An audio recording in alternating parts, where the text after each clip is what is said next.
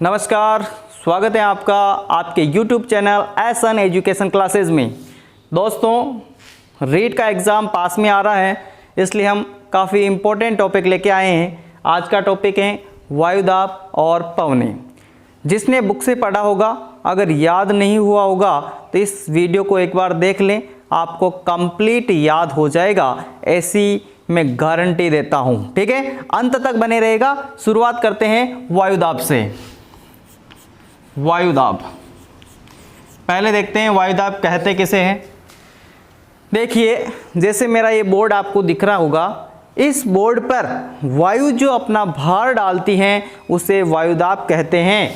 इसका मतलब, इसकी परिभाषा लिखेंगे, प्रति इकाई क्षेत्रफल पर, प्रति इकाई क्षेत्रफल पर, प्रति इकाई क्षेत्रफल पर वायु जो भार डालती हैं, वायु जितना भार डालती हैं उसे वायुदाब कहते हैं। प्रति इकाई क्षेत्रफल पर वायु जितना भार डालती हैं उसे क्या कहते हैं? वायुदाब कहा जाता है। ठीक है, अब वायुदाब का अध्ययन, वायुदाब का अध्ययन सर्वप्रथम किसने किया?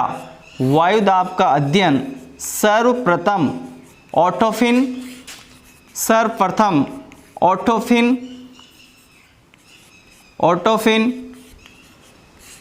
ग्यूरिक ने किया। ऑटोफिन ग्यूरिक ने किया। वायुदाब का अध्ययन सर्वप्रथम किसने किया? ऑटोफिन ग्यूरिक ने किया। ठीक है, वायुदाब मापने वाला यंत्र, वायुदाब मापने वाले यंत्र को क्या कहा जाता है? तो वायुदाब मापने वाला यंत्र है, वो है दोस्तों बैरोमीटर। क्या है? बैरोमीटर। वायुदाब मापने वाला यंत्र बैरोमीटर है। और वायुदाब मापने की इकाई, वायुदाब मापने की इकाई, वायुदाब मापने की इकाई वो है दोस्तों पास्कल, पास्कल या मिलीबार, पास्कल या मिलीबार। ठीक है, तो वायुदाब मापने की इकाई पास्कल या मिलीबार होती है। ठीक है, यहाँ से सिंपल सा प्रश्न पूछा जा सकता है, इसलिए आपको याद रखनी है। अब देखिए, ये जो वायुदाब है, वायुदाब जिसे मैं P से लिख रहा हूँ, ये वायुदाब किसके व्युत्क्रमानुपाती होते हैं? ताप के व्युत्क्रमानुपाती होता है। वायुदाब ताप के व्युत्क्रमानुपाती होता है। वायुदाब ताप के व्युत्क्रमानुपाती होता है। संबंध भी पूछा जा सकता है, वायुदाब और ताप के बीच में संबंध क्या है? तो वायुदाब ताप के व्युत्क्रमानुपाती होता है। इसका मतलब ये हुआ, जैसे जैसे तापमान बढ़ेगा वैसे वैसे वायुदाब कम होता जाएगा। ठीक है, क्योंकि ये बटा में है T, टेम्परेचर। तो यहाँ अगर 50 होगा, 100 होगा, 200 होगा, तो इसका मान जैसे जैसे बढ़ेगा, यानी तापमान बढ़ेगा, तो वायुदाब कम होगा। अर्थात इसका मतलब ये हुआ कि तापमान बढ़ने पर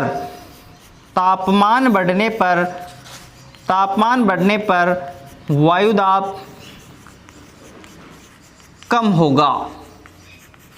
तापमान बढ़ने पर वायुदाब कम होगा। एक चीज याद रखेंगे, पृथ्वी तल से 165 मीटर ऊंचाई पर जाने पर, पृथ्वी तल से प्रत्येक 165 मीटर ऊंचाई पर जाने पर 1 डिग्री सेंटीग्रेड तापमान कम होता है। 1 डिग्री सेंटीग्रेड तापमान कम होता है। आपसे पूछा जा सकता है, पृथ्वी तल से कितने मीटर की ऊंचाई पर जाने पर 1 डिग्री सेंटीग्रेड तापमान कम होता है। ठीक है, कम होता जाता है। तो वो है 165 मीटर ऊंचाई पर जाने पर 1 डिग्री सेंटीग्रेड तापमान कम होता है। यानी ऊपर जैसे जैसे जाएंगे वैसे वैसे तापमान क्या होगा, कम हो जाएगा। ठीक है, तापमान कम होगा, किसी स्थान पर अगर तापमान कम है तो वायुदाब क्या होगा, ज़्यादा होगा। व्युत्क्रमानुपाती का मतलब ये हो गया कि ये दोनों आपस में विरोधाभासी है। इसका मतलब, विरोधाभासी का मतलब मैं क्या बताना चाह रहा हूँ कि जैसे जैसे तापमान बढ़ेगा वैसे वैसे वायुदाब क्या हो जाएगा, कम हो जाएगा। और ऊंचाई पर जाने पर, ऊंचाई पे जाने पर क्या हो रहा है, ऊंचाई पर जाने पर 165 मीटर ऊंचाई पर जाने पर 1 डिग्री सेंटीग्रेड तापमान कम हो रहा है। ठीक है, यहाँ तक समझ में आ गई। आगे बढ़े, जय महाकाली बोल दीजिए, फिर आगे बढ़ते हैं। चलिए, काफ़ी महत्वपूर्ण चीज़ों की ओर आगे बढ़ रहे हैं। अब हम देख रहे हैं वायुदाब पेटियाँ। देखिए, ये इम्पोर्टेंट चीज़ है, आपको याद नहीं हुई होगी तो अभी मैं याद करवा दूंगा चुटकियों में। ठीक है, पृथ्वी पर 7 वायुदाब पेटियाँ हैं। पृथ्वी पर 7 वायुदाब पेटियाँ हैं। पृथ्वी पर कुल कितनी वायुदाब पेटियाँ हैं, तो 7 वायुदाब पेटियाँ हैं, जिनमें से 3 तापजन्य पेटियाँ हैं और 4 गतिजन्य पेटियाँ हैं। 7 वायुदाब पेटियाँ हैं जिसमें से 3 तापजन्य और 4 गतिजन्य पेटियाँ हैं। कौन कौन सी गतिजन्य हैं, कौन कौन सी तापजन्य है, साथ ही वायुदाब पेटियों का हम अध्ययन कर रहे हैं। देखिए, आपने देखा होगा, देखा ना, ये क्या है, ग्लोब। ठीक है, इसके बीचों बीच ऐसी काल्पनिक रेखा जो पृथ्वी को 2 भागों में विभाजित करती है उसे क्या कहते हैं, भूमध्य रेखा। भूमध्य रेखा या विषुवत रेखा क्या कहा जाता है, भूमध्य रेखा या विषुवत रेखा कहा जाता है। अब साथ ही जो वायुदाब पेटियाँ हैं उसके बारे में हम अध्ययन करने वाले हैं। ठीक है, बता दूं, शानदार ट्रिक है भाई। देखिए, यहाँ पर क्या होता है, भूमध्य रेखा पर सूर्य का प्रकाश सर्वाधिक पड़ता है, यहाँ तापमान सर्वाधिक होता है, सूर्य का प्रकाश सर्वाधिक पड़ता है, तो तापमान यहाँ ज़्यादा होगा। यहाँ तापमान क्या है, ज़्यादा है। और तापमान मैंने बताया था कि तापमान जहाँ ज़्यादा होगा वहाँ वायुदाब क्या होगा, कम होगा। इसलिए इस भूमध्य रेखा के 10 डिग्री उत्तरी अक्षांश और नीचे की तरफ 10 डिग्री दक्षिणी अक्षांश। ठीक है, 10 डिग्री दक्षिणी अक्षांश, इनके मध्य का जो क्षेत्र होता है, भूमध्य रेखा के ऊपर 10 डिग्री उत्तरी अक्षांश और नीचे की तरफ 10 डिग्री दक्षिणी अक्षांश, उसका जो मध्य का जो क्षेत्र है उसे एक पेटी के नाम से जाना गया है, वायुदाब पेटी के नाम से। उसका नाम है भूमध्य या विषुवत रेखीय निम्न वायुदाब पेटी। निम्न वायुदाब पेटी पूछा जा सकता है कि भूमध्य या विषुवत रेखीय निम्न वायुदाब पेटी का विस्तार कहाँ से है, तो भूमध्य रेखा के ऊपर 10 डिग्री उत्तरी अक्षांश और नीचे की तरफ 10 डिग्री दक्षिणी अक्षांश के मध्य इसका विस्तार है। और ये निम्न वायुदाब पेटी क्यों हुई, चलिए बताइए। निम्न वायुदाब पेटी मैंने बताया, भूमध्य रेखा पर तापमान सर्वाधिक होता है। जब तापमान ज़्यादा होगा तो वहाँ क्या होगा, वायुदाब कम होगा। कम होने की वजह से मैंने लिखा निम्न वायुदाब पेटी। ठीक है, अब इसमें से तापजन्य और गतिजन्य का अलग अलग करना है। तो मुझे ये बताइए कि ये जो भूमध्य रेखीय निम्न वायुदाब पेटी है वो तापजन्य है या गतिजन्य।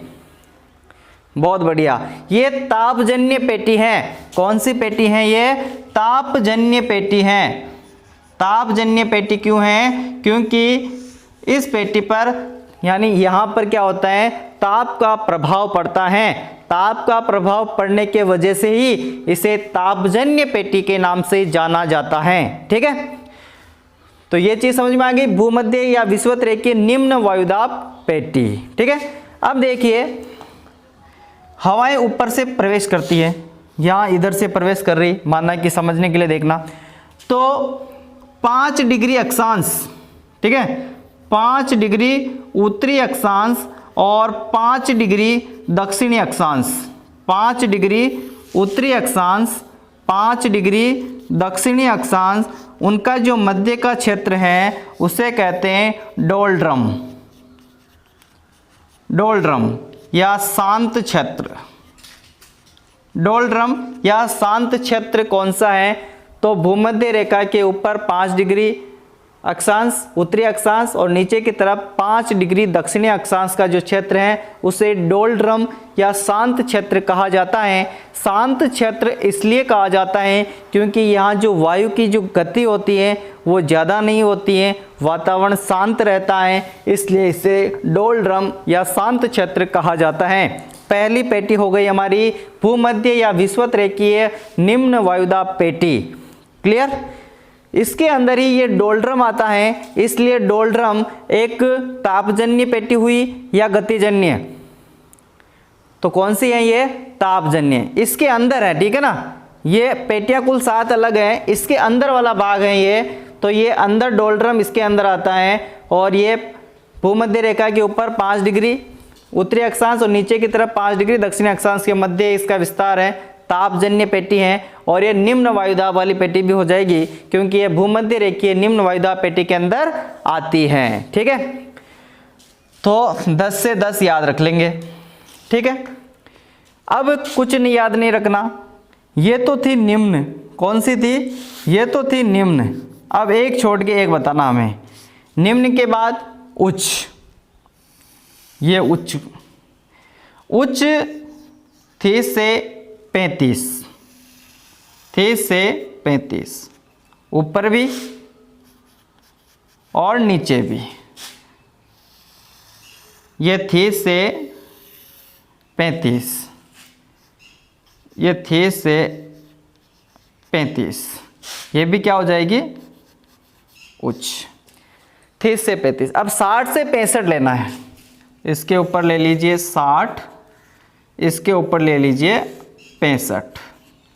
समझना, समझने की चीज़ है। ठीक है, इसके नीचे भी 60 से 65 ले लीजिएगा, ये 60 ले लिया और ये ले लिया 65। ये उत्तरी अक्षांश है, ठीक है, ये उत्तरी है, उत्तरी गोलार्ध में है इसलिए, और ये क्या है?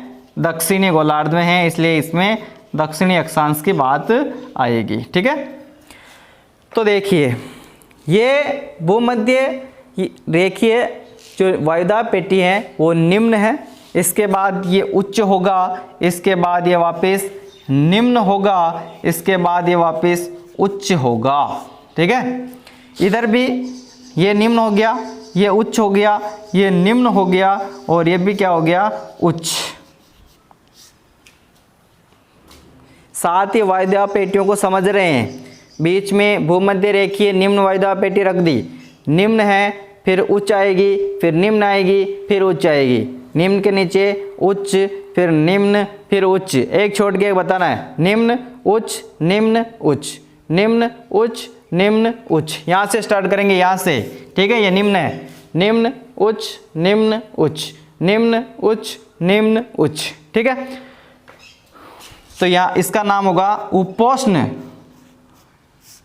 उच्च वायुदाब पेटी, उपोष्ण उच्च वायुदाब पेटी, उपोष्ण उच्च वायुदाब पेटी। नीचे भी यही नाम रहेगा, उपोष्ण उच्च वायुदाब पेटी। अब नीचे आ रहा है निम्न, यहाँ पे भी आ रहा है निम्न, तो पहले ऊपर वाले का मामला सलटा देते हैं। ऊपर वाला ध्रुव है, ठीक है, ध्रुवीय है ना, सबको पता है, ध्रुवीय उच्च वायुदाब पेटी, ध्रुवीय उच्च वायुदाब पेटी। नीचे की तरफ भी देखिए, ध्रुवीय उच्च वायुदाब पेटी। कोई दिक्कत नहीं आनी चाहिए। ऊपर नीचे हमें पता है कि ध्रुव है, ये उत्तरी ध्रुव है, ये दक्षिणी ध्रुव है, तो ऊपरी ऊपर ध्रुवीय उच्च वायुदाब पेटी और यहाँ पे भी ध्रुवीय उच्च वायुदाब पेटी। तो यहाँ पर जो अब यहाँ पे बच गया उपध्रुवीय, यहाँ पे आ जाएगा उपध्रुवीय निम्न वायुदाब पेटी। उपध्रुवीय निम्न वायुदाब पेटी, यहाँ पे भी आ जाएगा उपध्रुवीय, ध्रुवों के नज़दीक है इसलिए उपध्रुवीय निम्न वायुदाब पेटी। नाम सीख लिया, कोई दिक्कत नहीं आने वाली है। ठीक है, वापस से समझना फटाफट से। इसको मैंने मान लिया भूमध्य रेखीय, भूमध्य रेखीय निम्न वायुदाब पेटी। ठीक है, भूमध्य रेखीय निम्न वायुदाब पेटी जिसका विस्तार 10 डिग्री उत्तरी और 10 डिग्री दक्षिणी गोलार्ध में है। ठीक है, इसके बाद 30 से 35, फिर 60 से 65, फिर ऊपर 60 से 65, 30 से 35। ये पेटी अलग हो जाएगी, ये पेटी अलग हो जाएगी, ये पेटी अलग हो जाएगी। नीचे भी 30 से 35, ठीक है, 60 से 65 और नीचे वाली पेटी अलग हो जाएगी। तो एक पेटी है, 2 3 4 5 6 और 7 पेटी हो गई। मैंने इसको यहाँ ऐसे समझाया है। ये निम्न हो जाएगा, ये उच्च हो जाएगा, ये निम्न हो जाएगा, ये उच्च हो जाएगा, ये निम्न है, ये उच्च, ये निम्न और ये वापस उच्च, एक छोड़ के एक। ये सेंटर में है इसलिए ये निम्न उच्च निम्न उच्च, ये सेंटर में रहेगी, निम्न उच्च निम्न उच्च। निम्न पेटी हो गई है, निम्न वायुदाब पेटी। ये उच्च है तो इसके आगे लगाना उपोष्ण। क्या लगाना? उपोष्ण। ये ध्रुव में आ जाता है तो ध्रुवीय उच्च वायुदाब पेटी, और ये भी क्या आ जाएगी? ध्रुवीय उच्च वायुदाब पेटी। ठीक है, उपोष्ण आ गया। अब ये क्या आ जाएगा? ध्रुव के पास है इसलिए उपध्रुवीय, उपध्रुवीय निम्न वायुदाब पेटी। तो नाम स्पष्ट हो गए। अब इससे समझना वापस। तो 10 डिग्री उत्तरी गोलार्ध से 10 डिग्री दक्षिणी गोलार्ध के बीच का जो क्षेत्र है भूमध्य या विषुवत रेखीय निम्न वायुदाब क्षेत्र कहलाता है। 30 डिग्री उत्तरी और 35 डिग्री उत्तरी, इसके मध्य उपोष्ण उच्च वायुदाब पेटी है। ठीक है, उत्तरी दक्षिण में भी है ऐसे। तो 30 से 35 डिग्री, 30 से 35 डिग्री उत्तरी और 30 से 35 डिग्री दक्षिणी अक्षांशों के मध्य जो पेटी है उसे बोलते हैं उपोष्ण उच्च वायुदाब पेटी। ठीक है, यहाँ पर जो क्षेत्र है, ठीक है, वो क्षेत्र एक अलग नाम से जाना जाता है। उस क्षेत्र का नाम क्या है वो आपको कमेंट करके बताना है। 30 से 35 डिग्री उत्तरी अक्षांश के मध्य का जो क्षेत्र है और 30 से 35 डिग्री दक्षिणी अक्षांश के मध्य का जो क्षेत्र है उसे क्या कहा जाता है? उसे क्या कहा जाता है? फेमस नाम है उसका, बताइए बताइए, फटाफट से बताइए। क्या? शाबाश, क्या बताए रे? बहुत बढ़िया। देखिए 30 डिग्री से 35 डिग्री उत्तरी और 30 डिग्री से 35 डिग्री दक्षिणी अक्षांश के मध्य जो होता है उसे अश्व अक्षांश कहा जाता है। क्या कहा जाता है? अश्व अक्षांश की स्थिति, अश्व अक्षांश। ठीक है, तो ये पूछा जा सकता है अश्व अक्षांश। तो 30 से 35 डिग्री उत्तरी अक्षांश और 30 से 35 डिग्री दक्षिणी अक्षांश का जो मध्य का क्षेत्र है उसे क्या कहते हैं? अश्व अक्षांश। तो ये अक्षांश वाली स्थिति बनती है और नीचे भी ये स्थिति बनती है। अब देखिए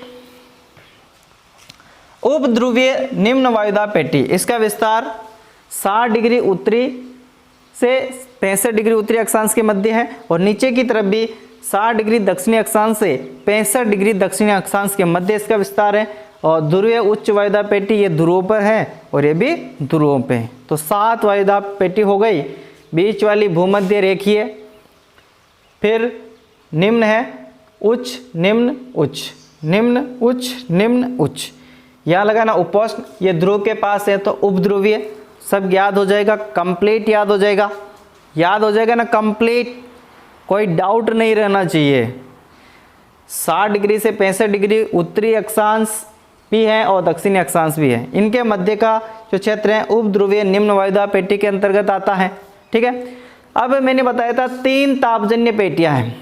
तो तापजन्य पेटियां एक तो भूमध्य रेखा वाली है ना, भूमध्य रेखा वाले 0 डिग्री यानी भूमध्य रेखा है, इससे 10 डिग्री उत्तरी अक्षांश और 10 डिग्री दक्षिणी अक्षांश, इसका जो मध्य का क्षेत्र है वो भूमध्य या विषुवत रेखीय निम्न वायुदाब पेटी कहला रहा है। इसलिए ये यहाँ पर क्या होता है, सूर्य का तापमान अधिक होता है, इसलिए तापजन्य हो जाएगी।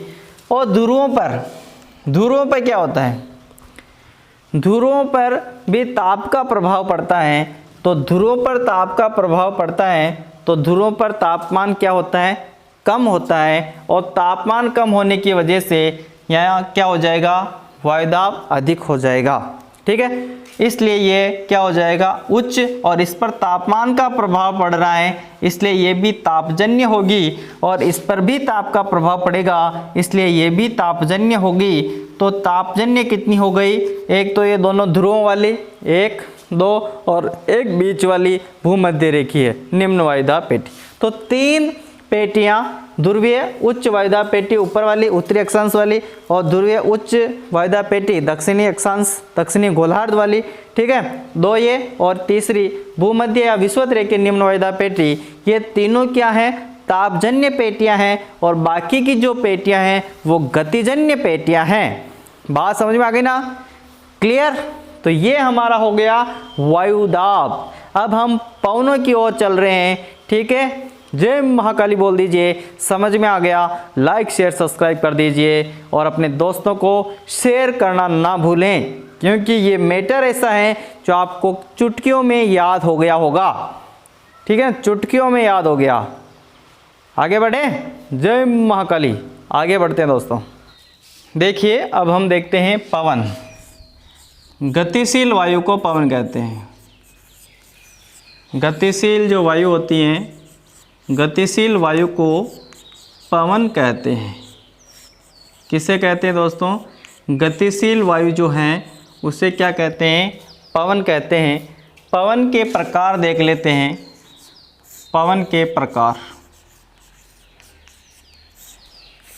देखिए, पवन एक होती है स्थायी पवन, स्थायी पवन। एक होती है मौसमी पवन या दैनिक पवन, मौसमी पवन या दैनिक पवन।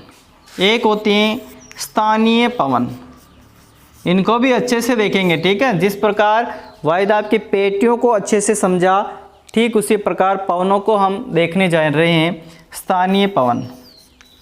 और चौथी होती हैं ग्रहीय या सनातनी पवन, ग्रहीय या सनातनी पवन। ठीक है, सबसे पहले हम अध्ययन करेंगे स्थायी पवन का। किसका, स्थायी पवन का। स्थायी पवन।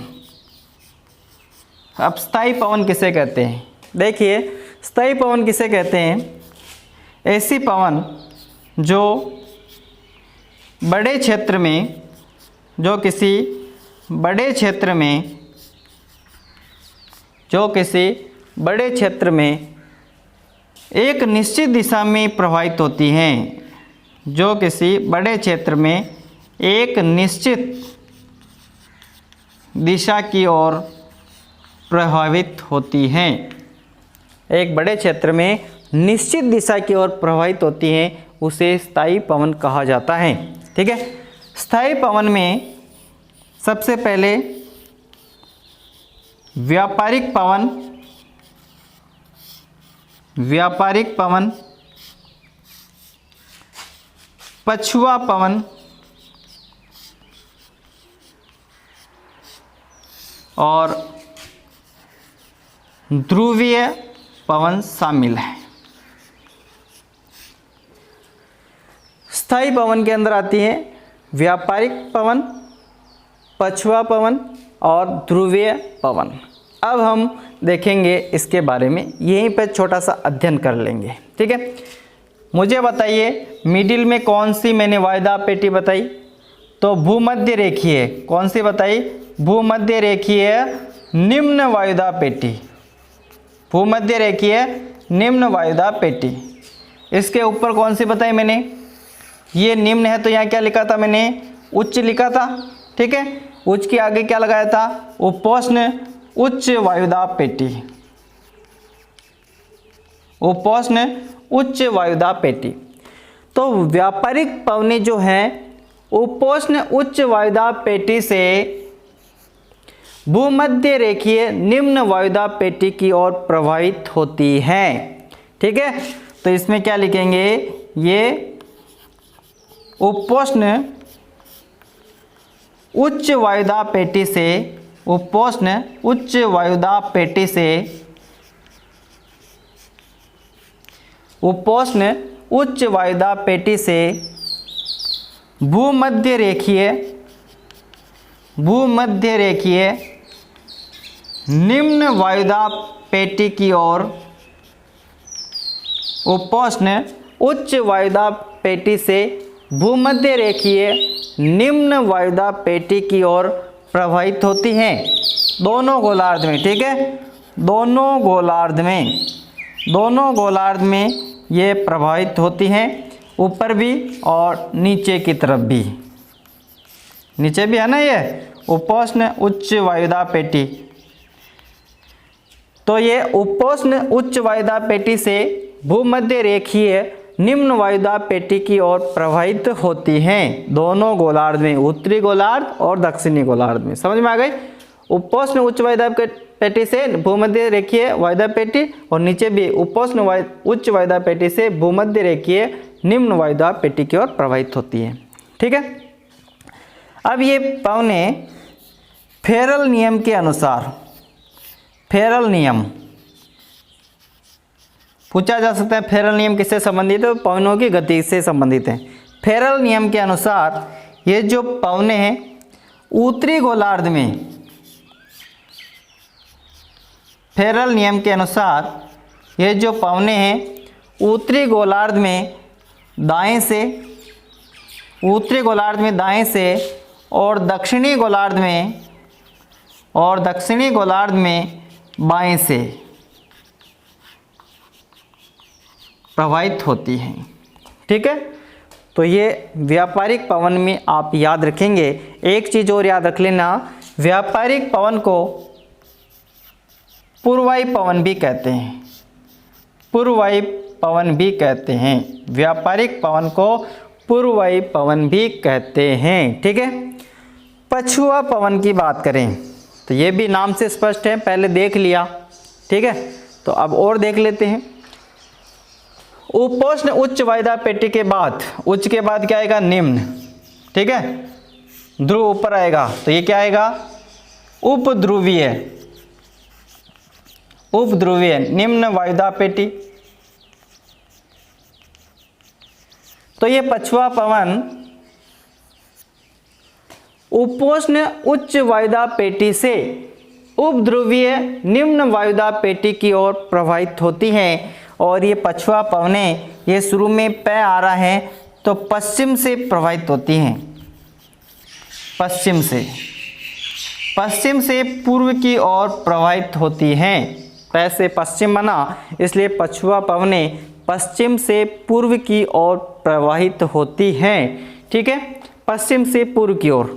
अब यहाँ पर देखेंगे तो उपोष्ण उच्च वायुदाब पेटी से उपध्रुवीय निम्न वायुदाब पेटी, पहले ये चीज़ क्लियर होगी तो समझ पाएंगे, वरना दिक्कत हो जाएगी। भूमध्य रेखीय, उसके बाद उपोष्ण उच्च वायुदाब, फिर उपध्रुवीय, फिर ध्रुवीय। तो उपोष्ण उच्च वायुदाब पेटी से, उपोष्ण उच्च वायुदाब पेटी से, उपोष्ण उच्च वायुदाब पेटी से उपध्रुवीय निम्न वायुदाब पेटी, उपध्रुवीय निम्न वायुदाब पेटी, से प्रवाहित होती हैं। उपोष्ण उच्च वायुदाब पेटी से उपध्रुवीय निम्न वायुदाब पेटी में ये प्रवाहित होती है और पश्चिम से पूर्व की ओर ये प्रवाहित होती हैं और इसका प्रभाव सबसे ज़्यादा दक्षिणी गोलार्ध में है। ठीक है, दक्षिणी गोलार्ध में। और पछुआ पवनों का सर्वाधिक विकास 40 से 65 डिग्री अक्षांश पर सर्वाधिक होता है। पछुआ पवनों का सर्वाधिक विकास कहाँ होता है? 40 से 65 डिग्री अक्षांशों के मध्य सर्वाधिक होता है। और दक्षिणी गोलार्ध में इसका प्रचंड रूप होता है। जब 40 से 50 डिग्री अक्षांश के मध्य ये पवन प्रवाहित होती हैं, 40 से 50 डिग्री अक्षांश के मध्य जब ये प्रवाहित होती हैं तो इसे कहते हैं गरजता चालीसा। गरजता चालीसा। अगर ये पछुआ पवने 50 डिग्री अक्षांशों के मध्य प्रवाहित होती हैं तो इसे कहते हैं प्रचंड 50। प्रचंड 50। और ये अगर पछुआ पवने 60 डिग्री अक्षांश के मध्य प्रवाहित होती हैं, दक्षिणी गोलार्ध में इसका ज़्यादा प्रभाव है, तो ये पछुआ पवन जब 60 डिग्री के मध्य प्रवाहित होती हैं, अक्षांशों के मध्य प्रवाहित होती हैं, तो इसे चीकता साठा कहते हैं। चीकता साठा, चीकता साठा कहा जाता है। ठीक है। और ध्रुवीय पवने, ये ठंडी पवने होती हैं। ध्रुवीय पवने के बारे में एक ही चीज़ याद रखनी है, ये ठंडी पवने होती है। ठीक है, तो यहाँ तक समझ में आ गई। व्यापारिक पवने, पछुआ पवने और ध्रुवीय पवने याद वायुदाब पेटियों को रखना है। वायुदाब पेटियाँ याद हो जाएगी तो पवनों को आप आसानी से कर पाएंगे। ठीक है, समझ में आ गई। आगे बढ़ें। जय महाकाली। आगे बढ़ रहे हैं दोस्तों। देखिए, पवनों में हम अब ले रहे हैं मानसूनी या मौसमी पवने। मौसमी पवने। मानसूनी में जो मानसून जो शब्द है वो अरबी भाषा का शब्द है। मानसून एक अरबी भाषा का शब्द है। अरबी भाषा के जो शब्द हैं वो है मौसम से बना है। मानसून अरबी भाषा के शब्द मौसम से बना है, जिसका अर्थ होता है मौसम। ठीक है, मौसम। इसका अर्थ क्या होता है? मौसम। हम मानसूनी पवन को दो भागों में बांट देते हैं, स्थलीय पवन, स्थलीय पवन और स्थलीय पवन और सागरीय पवन। स्थलीय पवन और सागरीय पवन। स्थलीय पवन क्या होती है? देखिए, स्थलीय पवन जो होती हैं ये स्थल से, नाम से स्पष्ट है, स्थल से सागर की ओर प्रवाहित होती हैं। स्थल से सागर की ओर प्रवाहित होती हैं। और कब प्रवाहित होती हैं? रात्रि को। ऐसी पवने जो रात्रि को स्थल से सागर की ओर प्रवाहित होती हैं उसे स्थलीय पवने कहते हैं। और सागरीय पवन सागर से स्थल की ओर प्रवाहित होती हैं। सागरीय पवन सागर से स्थल की ओर प्रवाहित होती हैं। और ये कब प्रवाहित होती हैं? दिन में प्रवाहित होती हैं। ठीक है, तो ये हो गया हमारा मानसूनी पवन वाला। अब हम देख लेते हैं स्थानीय पवन। स्थानीय पवन, यहाँ से प्रश्न पूछा जा सकता है स्थानीय पवन से संबंधित। स्थानीय पवन में सबसे पहले आता है संयुक्त राज्य अमेरिका का रॉकी पर्वतमाला में चलने वाली जो पवन है उसका नाम है चिनूक। चिनूक पवन। ये चिनूक पवन संयुक्त राज्य अमेरिका, संयुक्त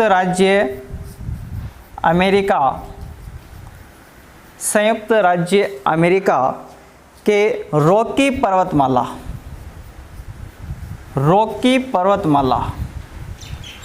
में चलने वाली एक गर्म पवन है। तो संयुक्त राज्य अमेरिका के रॉकी पर्वतमाला में चलने वाली एक गर्म हवा कौन सी है, पवन कौन सी है, चिनूक पवन है। ठीक है, अब इसे स्नो ईटर कहा जाता है। इसे क्या कहा जाता है, बर्फ को पिघलाने वाली पवन के नाम से जाना जाता है, जिसे स्नो ईटर कहा जाता है। इसे स्नो ईटर कहा जाता है। स्नो ईटर मतलब बर्फ को पिघलाने वाली, बर्फ को पिघलाने वाली पवन कहा जाता है स्नो ईटर। किसे कहा जाता है, चिनूक को। ठीक है, दूसरी जो है वो भी इम्पोर्टेंट है। जो आल्प्स पर्वतमाला स्विट्जरलैंड जैसे एरिया में प्रवाहित होती है वो है फोन। कौन सी, फोन। आल्प्स पर्वतमाला, आल्प्स पर्वतमाला से स्विट्जरलैंड में प्रवाहित होने वाली, आल्प्स पर्वतमाला से स्विट्जरलैंड में प्रवाहित होने वाली एक गर्म पवन है, ये भी कौन सी है, फोन। तीसरी है मिस्ट्रल, याद रखेंगे मिस्ट्रल।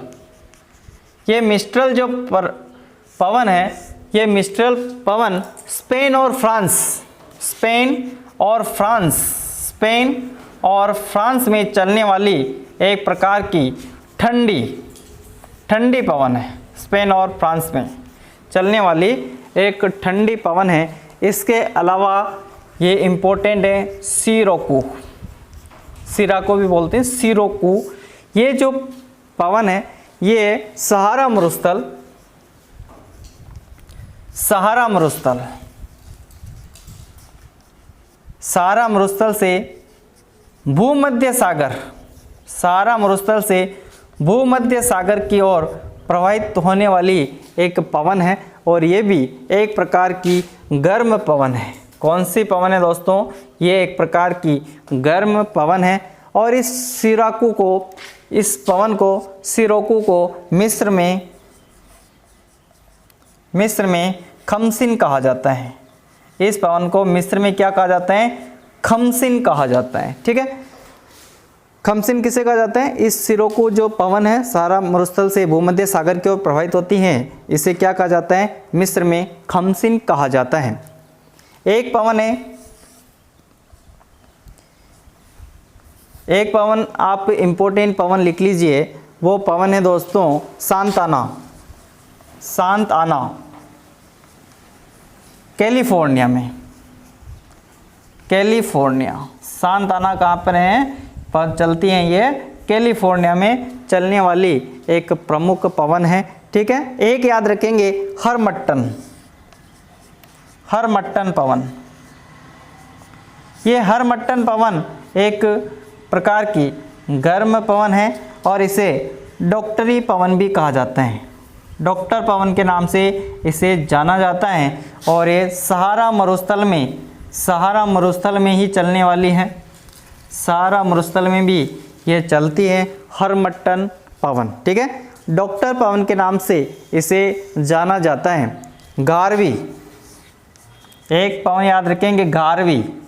ये भूमध्य सागर से, भूमध्य सागर से, भूमध्य सागर से यूनान की ओर चलने वाली, भूमध्य सागर से यूनान की ओर चलने वाली जो पवन है वो कौन सी है, गारवी पवन है। ठीक है, गारवी पवन। एक याद रखेंगे योमा,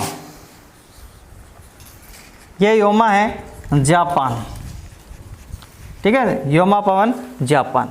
तो ये इम्पोर्टेंट चीज़ें हैं, स्थानीय जो पवनें हैं इसमें आप याद रखेंगे चिनूक, फोन, सिरोकू और मिस्ट्रल। ये इम्पोर्टेंट चीज़ें हैं, आपको याद रखनी है।